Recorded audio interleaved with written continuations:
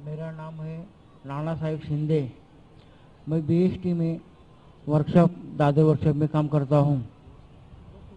मैं मेरी तरफ से सभी भाई बहनों का नमस्कार चाहता हूँ। भाई साहब जरा वापस से सवाल पूछ सकेंगे? धीरे से और जोर से, थोड़ा ऊंची आवाज में पूछिए। मेरा सवाल है, तो मेरा बच्चा 28 बरस का है, वो मतिमंद है। मेरा बच्चा खाली खाना पीना चाहता है, सोना चाहता है, कुछ भी काम करता नहीं।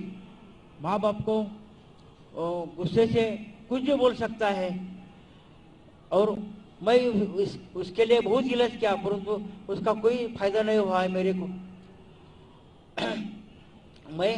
इसलिए मैं आपकी अदालत में आया हूँ। आप मेरे सवालों का जवाब दीजिए।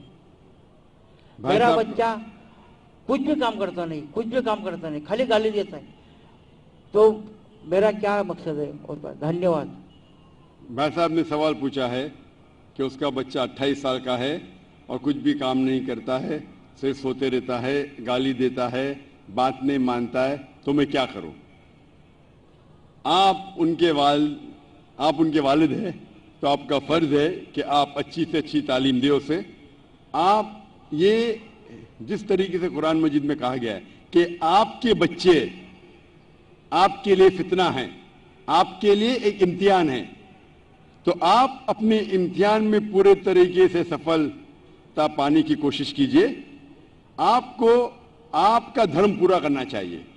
आपका जो काम है, आपका जो फर्ज है पूरा कीजिए। आप बच्चे की देखभाल कीजिए, उसे अच्छे तालीम दीजिए और कोशिश कीजिए कि उसको अपने ईश्वर, अपने भगवान, अपने अल्लाह की तरफ सिर्फ इबादत करे, सिर्फ अल्लाह की इबादत करे और किसकी नहीं। ये आपका फर्ज है। देखो कि उसके सही ईश्वर, सही खालिक के बारे में उसे कहो, और उसके बाद आपके मेहनत के बाद भी अगर आपका बेटा अगर नालायक निकलता है, आपको अपना फर्ज पूरा करना चाहिए। आप इम्तिहान में कामयाब होना चाहिए।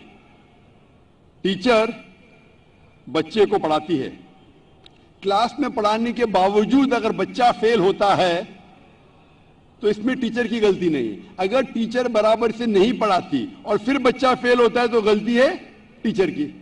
लेकिन अगर टीचर बराबर से पढ़ाता है बच्चों लोग को और उनमें से कुछ बच्चे फेल होते हैं तो गलती है उस तालिबे इल्म की, टीचर की नहीं।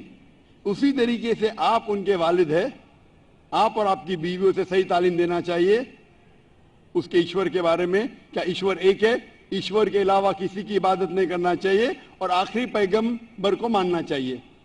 ये आपका फर्ज है कि आप उसे सिखाएं। उसके बाद अगर वो बदतमीजी करता है, आपकी बात नहीं मानता है, आप अपना काम कर चुके, आप फिर उसके बाद जिम्मेदार नहीं रहेंगे। आपको फिर भी उससे अच्छे से पेश आना चाहिए क्योंकि आप उसके वालिद हैं, और आपको इंशाल्लाह सफलता मिलेगी जिंदगी में। और हम दुआ करते हैं कि अल्लाह सुब्हाना व तआला ईश्वर आपके बच्चे को भी हिदायत दे और समझ दे ताकि वो अच्छी जिंदगी बसर कर सके। Hope the answer the question.